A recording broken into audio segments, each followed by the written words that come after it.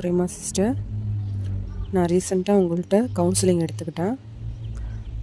Counselling எடுத்து அடுத்த நாளே எனக்கு வந்து லைஃப்பில் நடந்த ரொம்ப ஒரு மிராக்கிள்னு தான் சொல்லணும். ஒரு மிராக்கிளான ஒரு விஷயம் நடந்தது. என்னுடைய லைஃப் சக்ஸஸ் ஸ்டோரியை 8 வருட போராட்டம் ரொம்ப சந்தோஷமாக உங்கள்கிட்ட ஷேர் பண்ணிக்கிறதுக்கு ரொம்ப ரொம்ப நன்றி. ஏன்னா சக்ஸஸ் ஸ்டோரிங்கிறது ரொம்ப முக்கியமான ஒரு விஷயம் என் லைஃப்பில். ஒவ்வொரு விஷயத்துலேயும் நான் டவுன் ஆகிறப்ப, ரொம்ப ரொம்ப கீழே போகிறப்பெல்லாம் எனக்கு உங்களை மாதிரி ஆளுகள்லாம் போட்ட சக்ஸஸ் ஸ்டோரியை கேட்டு தான் அடுத்த கட்டத்துக்கான ஒரு நிலைக்கு வர முடிஞ்சதுக்கான எல்லா காரணமும் பார்த்திங்கன்னா உங்களுடைய சக்ஸஸ் ஸ்டோரியும் இந்த பாசிட்டிவ் தாட்ஸையும் தான் பார்த்து தான் நான் வந்து என்னை அடுத்த கட்டத்துக்கு மேலே கொண்டு வந்தது. அதனால் இது ரொம்ப முக்கியமாக நான் நினைக்கிறேன். ஆக்சுவலாக நான் வந்து ஒரு நல்ல ஆரம்பத்துலேருந்து எனக்கு எல்லாமே கிடைக்கும். வீட்டில் ஒரு ரொம்ப செல்லமான ஒரு பொண்ணு தான். வந்து எனக்கு எவ்வளோ விஷயங்கள் நடத்திருக்குங்கிறத மட்டும் நான் வந்து மேலோட்டமாக சொல்கிறேன். 2018 பாப்பா எனக்கு பிறந்துருச்சு. அந்த ஒரு வருஷ காலத்தில் நல்ல ஒரு சந்தோஷமான ஒரு நிலையில் இருக்கோம். எல்லாமே ஒரு அந்யோன்யமாக தான் இருந்தோம். பட் மேரேஜில் பார்த்திங்கன்னா என் பாப்பா வயிற்றில் இருந்தப்போ எங்கள் மாமனார் வந்து தவறிட்டனால பாப்பாவையும் என்னையும் ரொம்ப ப்ளேம் பண்ணாங்க. செப்ரேட் பண்ணி பாப்பா பிறந்ததுலேருந்து பார்த்திங்கன்னா நான் எங்கள் அம்மாவோடையே தான் இருக்கேன். எங்கள் அம்மா வீட்டிலையே தான் இருக்கேன். காரணம் வந்து எங்கள் நேரம் சரியில்லை அந்த மாதிரியே சொல்லி ஒரு இதே இல்லாமல் இருந்தது. ஒரு நல்ல இணக்கமான ஒரு சூழ்நிலையே இல்லை. அதுக்கப்புறமும் வீட்டிலேருந்து போய் பேசுவாங்க, இல்லை இந்த மாதிரி நேரம் சரியில்லை அப்படின்னு சொல்லிட்டு சேர்றதுக்கான முயற்சிகளோடு நாங்கள் சேராமல் இருக்கணுங்கிறதுக்கான முயற்சிகள் வந்து நிறைய நடந்த மாதிரி இருந்தது. இப்படி இருக்கையில் 2020 பார்த்திங்கன்னா நானும் ஒரு ஸ்டேஜில் வந்து சரி நம்மளால தான் இது ஜாதகம் சரியில்லாமல் இருக்க போல, அதனால தான் இந்த மாதிரி நடக்குன்னு நானும் ஒரு அக்செப்ட் பண்ணிக்கிட்டேன். சரி ஒரு ஸ்டேஜில் எல்லாமே நமக்கு சரியாயிடும், நேரம் சரியில்லாமல் இருக்குது, ஸோ வந்து மாறிடும்னு நானும் அதே நம்பிக்கையில் ஓட்டிகிட்டு இருந்தேன். ஆனால் அவங்க வகையிலேருந்து எனக்கு மாதிரி அடுத்த மேரேஜ் பண்ணுறதுக்கான முயற்சி பண்ணிகிட்ருக்காங்க அப்படின்னு சொல்லவும் நான் வந்து அதாவது ரொம்ப வலுக்கட்டாயமாக அவங்க வீட்டில் போய் உட்காந்து அந்த சூழ்நிலையில் அவங்களுக்கு என்ன பண்ணுறதுன்னு தெரியல. என்னைய வெளியேற்றுறதுக்கு என்னென்னமோ முயற்சிகள் பண்ணாங்க. பட்டு அவங்களுடைய சொந்தக்காரவங்களாம் பேசி இது பண்ணி வச்சிட்டாங்க. ஆனால் அவங்களுக்கு அதில் விருப்பம் இல்லை. ஆனால் வெளிப்படையாக அவங்களால காமிச்சிக்க முடியல. இந்த மாதிரி போச்சு. அப்புறம் போயிட்டோம். கணவர் வந்து பார்த்திங்கன்னா வெளியூரில் வேலை பார்க்குறாரு அப்படின்னு சொல்லிட்டு என்னை மாமியார்கிட்ட வந்து விட்டுட்டு அவர் வந்து வேலைக்கு போயிடுவார். ரொம்ப ஒரு கஷ்டமான ஒரு சுச்சுவேஷனை ஹேண்டில் பண்ண மாதிரி ஒரு சூழ்நிலை. பட் இருந்தாலும் ஏன் வந்து நம்மளால் முடியாது, எல்லா சூழ்நிலைகளையும் நம்ம வந்து இருந்து பழகணும் கடக்கணும் அப்படின்னு சொல்லிட்டு என்ன குடும்பம் நடத்தினாலும் என்னவாக இருந்தாலும் அந்த நேரத்தில் நான் அந்த இடத்துல இருந்தேன். என்னவாக இருந்தாலும் பரவாயில்ல அப்படின்னு சொல்லிட்டு அவங்களால என்னை வெளியே அனுப்புறதுக்கான ரீசன் வந்து இது பண்ண முடியல. பட் வெளியே அனுப்புறதுக்கு எல்லா முயற்சிகளையும் பண்ணிகிட்டே தான் இருந்தாங்க. ஓகேன்ட்டு நான் போயிட்டே இருந்தது. ஒரு ஸ்டேஜில் வந்து கொரோனா டயத்தில் என்னை கொண்டு வந்து வீட்டில் விட்டுட்டு நான் இந்த மாதிரி எனக்கு வேலை கோயம்புத்தூரில் வந்து மாற்றி கொடுத்துருக்காங்க, நான் வந்து உன்னை அங்கே கூட்டிகிட்டு போயிடுறேன் அம்மாவோட, இங்கே இருக்கிறது நல்லா இல்லை, அதனால் நான் கூட்டிகிட்டு போயிடுறேன்னு சொல்லவும் நானும் இங்கே வந்துட்டேன். என்னை கொண்டு வந்து விட்டுட்டு தான் போனாங்க. விட்டுட்டு போயிட்டு ஒரு 10 நாள் பார்த்திங்கன்னா எனக்கு ஒரு டைவர்ஸ் நோட்டீஸ் வந்துச்சு. அந்த 2020 இப்போ 2025 வரையும் கடந்து வந்த பாதைகள் வந்து கொஞ்சம் நஞ்சமான பாதைகள் இல்லை. ஆனால் லைஃப்பில் எனக்கு நிறைய விஷயங்கள் வந்து இதனால் என்னுடைய எல்லா விதமான மனத்தெம்பு மனதைரியம் எல்லாமே வந்ததுக்கான காரணம் வந்து இதுவும் ஒன்று தான். அவங்க சொல்கிற விஷயங்களை வச்சு நானாக ஒன்று அசியூம் பண்ணி கற்பனை பண்ணி மற்றவங்க சொல்கிறத கேட்டுட்டு இந்த மாதிரி அவங்க மாமியார் வந்து மருந்து இந்த மாதிரி செய்வனெல்லாம் செய்கிறாங்க, அதனால தான் அந்த பையன் அப்படி இருக்காருன்னு ஃபஸ்ட்டு 2 வருட காலங்கள் பார்த்திங்கன்னா நான் இந்த மாதிரி அதுக்கான சாங்கியம் இந்த மாதிரி சரியாயிரும் அப்படி இப்படின்னு சொல்லிட்டு இதையே தான் ஃபோக்கஸ் பண்ணிகிட்டே இருந்தேன். ஆனால் அதில் வந்து ஒரு நல்ல ரிசல்ட்டுன்னு இல்லை, எனக்கு ஒரு நல்ல மனநிலையே இல்லை. கஷ்டமாகவே எப்பயுமே உணர்ந்துக்கிட்டே இருந்தனால அந்த கஷ்டமான சுச்சுவேஷனே தான் என்னை சொல்லிக்கிட்டே இருந்தது. நானும் ஒவ்வொரு தடவையும் போவேன், கூட்டுக்கு போவேன், அழுவேன், கஷ்டமாக இருக்கும். அது எனக்கு எப்படி சொல்கிறதுன்னு கூட தெரியல. ஆனால் இது எப்படியாவது மாறணும். என்னென்னமோ முயற்சி பண்ணியாச்சு. ஒரு ஸ்டேஜில் என்னால் முடியல. கோயிலில் போய் உட்காந்து அழுவுறேன். எனக்கு ஏதாவது என் லைஃபுக்கு வந்து ஒரு நல்ல மாற்றம் கிடைக்கணும், நல்ல ஒரு சூழ்நிலை எனக்கு அமைச்சு கொடுங்க அப்படின்னு சொல்லிட்டு உட்காந்து ரொம்ப அழுன்னு அழுது, அது நான் மனசில் வந்து ரொம்ப ஆழமாக நினச்சினாலையும் என்னமோ தெரியல, அன்றைக்கி ஒரு வீடியோ பார்க்குறேன். பிரபஞ்சம் வந்து உங்களுடைய எல்லா தேவைகளையும் நிறைவேற்றும், உங்களுக்கு துணையாக நிற்கும் அப்படின்னு சொல்லிட்டு. லாஸ்ட்டாக ஃபைனலாக வந்து எனக்கு கிடைச்ச ஒரு வழி தான் பிரபஞ்சம். பட் ஒரு 10 வருஷத்துக்கு முன்னாடியே சீக்ரெட் வீடியோவை பற்றி எனக்கு தெரியும். ஆனால் அப்போ பார்க்குறப்ப எனக்கு லா ஆஃப் அட்ராக்ஷன் அதெல்லாம் பற்றி தெரியும். அப்போ வந்து அந்த தேவை இல்லை. அப்போ எனக்கு அந்த இதே இல்லை, நம்பிக்கையும் இல்லை.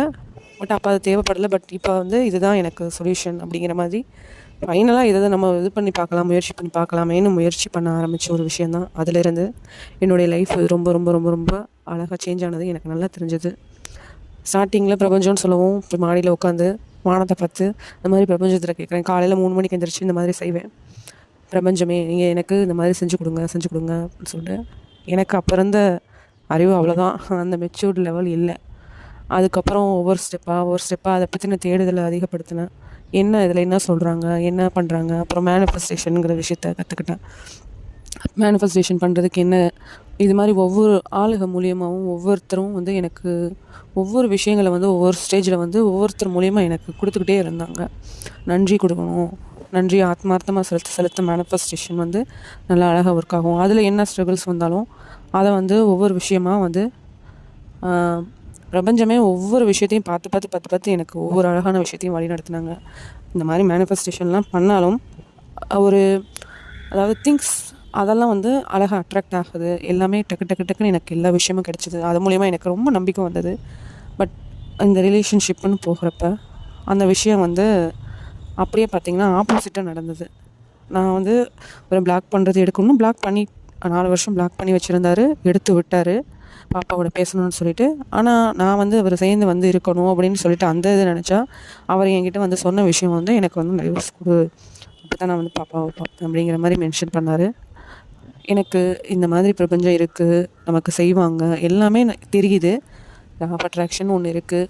ஆனாலும் அதில் வந்து இந்த மாதிரி நமக்கு டிலே ஆகிறப்ப பார்த்திங்கன்னா அதில் அளப்பரிய நம்பிக்கை, அந்த டிலே ஆக எனக்கு அந்த நம்பிக்கையே குறைஞ்சிக்கிட்டே இருந்தது. அப்போ நான் கேட்குறேன், இல்லை எனக்கு வந்து ஒரு நம்பிக்கையை வந்து இதில் வேரூன்றி கொடுங்க. என்னால் வந்து அந்த ஸ்டேஜை வந்து எப்படி ஹேண்டில் பண்ணுறதுங்கிறது உங்கள் மேலே வந்து ஒரு ஆத்மார்த்தமான நம்பிக்கை வேணும் அப்படின்னு சொல்கிறப்ப பார்த்திங்கன்னா யோகானந்தர் புக்கு, பரமஹம்ச யோகானந்தர் புக்கு வந்து எனக்கு ஆக்சுவலாக அந்த புக்கை பற்றி தெரியாது. ஆனாலும் ஒருத்தவங்க மூலியமாக எனக்கு கிடைச்சிது. அந்த புக்கை படித்ததுக்கப்புறம் நமக்கு மேலே ஒரு பிரபஞ்ச சக்தின்னு இருக்கிறது, அந்த உணர்வானது ரொம்ப அழகாக நான் உணர்ந்தது வந்து அந்த புக்கு படித்ததுக்கப்புறம் தான். நான் முழுமையாக நம்பினது அப்படிங்கிறது வந்து அந்த புக்கு படித்ததுக்கப்புறமா தான் அந்த நம்பிக்கையே எனக்கு வந்தது.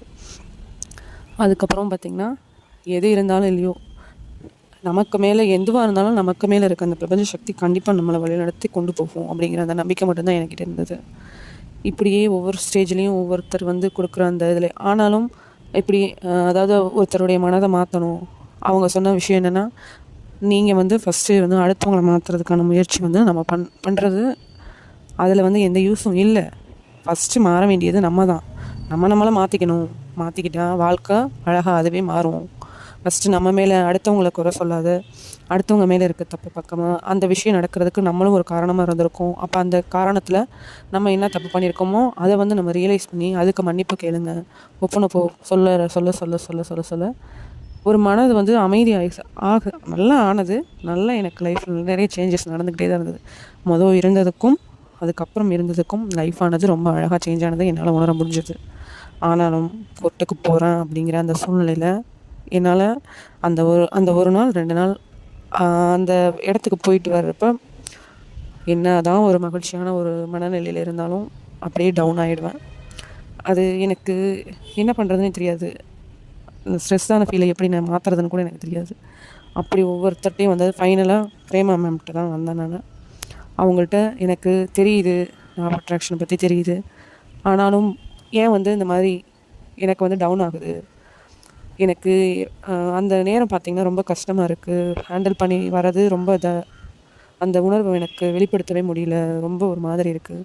அப்புறம் மேம் வந்து சொன்னது, லெட் இட் கோ பண்ணுங்கள். அதை நீங்கள் முதல் அக்செப்ட் பண்ணிங்கன்னா தான் அடுத்த விஷயத்துக்கு நீங்கள் போவீங்க.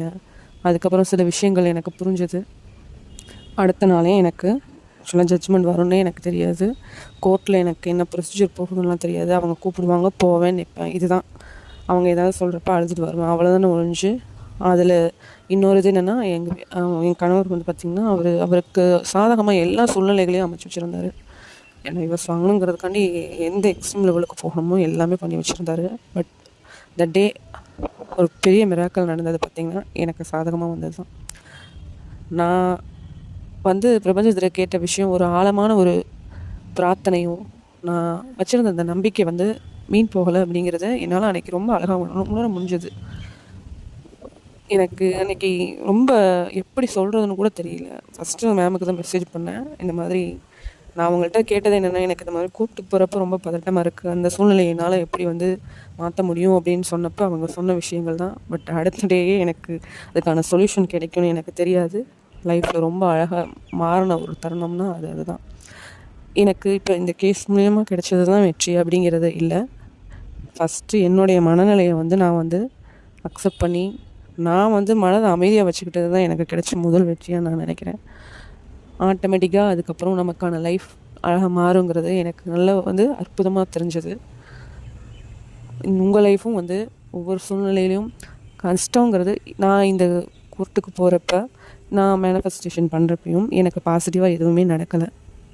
நடந்தது அனைத்து விஷயங்களும் நெகட்டிவாகவே தான் நடந்தது அந்த சூழ்நிலையில். பட் அவங்களுக்கு சாதகமாகவே நடந்துகிட்டு இருந்த மாதிரியே இருந்தது. ஃபைனலாக வந்த ஜட்ஜ்மெண்ட் என்னமோ எனக்கு சாதகமாக தான் வந்துச்சு. எனக்கு அப்போ தான் புரிஞ்சிச்சு, நம்மளை வந்து என்ன தான் வந்து கொஞ்சம் சோதிச்சாலும் நமக்கான எண்ட் ரிசல்ட்டை அது மூலியமாக கண்டிப்பாக நமக்கு கொடுத்துருவாங்க, கண்டிப்பாக நமக்கு கிடைக்கும் அப்படிங்கிற விஷயம் வந்து மலை உச்சியிலேருந்து நம்ம தள்ளினாலும் அதுக்கு ஒரு காரணம் இருக்கும். கீழே கை பிடிக்க அவங்க இருப்பாங்க அப்படிங்கிற அந்த உணர்வு வந்து அன்றைக்கி என்னால் ரொம்ப அழகாக உணர முடிஞ்சிது. எனக்கு இப்போ ரொம்ப ஆழமான நம்பிக்கை. நான் இதுக்கு சாட்சிக்கு கூப்பிட்டப்ப க்ளோஸான மெம்பர்ஸே வரமாட்டேன், உங்கள் மாமியார் செய்வனு வச்சுருவாங்க, அதனால் வரமாட்டேன்னு சொன்னேன். நான் பிரபஞ்சத்திட்ட கேட்ட ஒரே ஒரு விஷயம் என்னென்னா, எனக்கு யாரும் இல்லை, நான் ஒரு நியாயமான கோரிக்கையை கேட்குறேன், நீங்கள் நிறைவேற்றி கொடுங்க. உங்களுடைய ஆசீர்வாதமும் நான் கேட்குற அந்த வேண்டுதலானது நியாயமானது இருந்தால் எனக்கு வந்து உங்கள் மூலியமாக நிறைவேற்றி கொடுங்கன்னு ரொம்ப அழுது மனசுருகி கேட்டப்ப எனக்கு கிடைச்ச அந்த ரிசல்ட்டு தான் இது. உங்கள் லைஃப்பும் கண்டிப்பாக இதே மாதிரி மாறும்னு எனக்கு நம்பிக்கை இருக்குது. உங்களுக்கும் எல்லாமே நல்லதாகவே நடக்கும். ஆனால் பிரபஞ்சத்தை மட்டும் அளப்பரிய நம்பிக்கை, மனுஷங்கள் மேலே வைக்கிற நம்பிக்கையோட பிரபஞ்சத்தை நீங்கள் முழுமையாக நம்பினீங்கன்னா உங்கள் லைஃபானது ரொம்ப ரொம்ப அழகாக சேஞ்ச் ஆகும். உங்களுக்கும் நல்லதே நடக்கும். ரொம்ப ரொம்ப நன்றி பிரேமா சிஸ்டர், இந்த வாய்ப்பை எனக்கு கொடுத்ததுக்கு.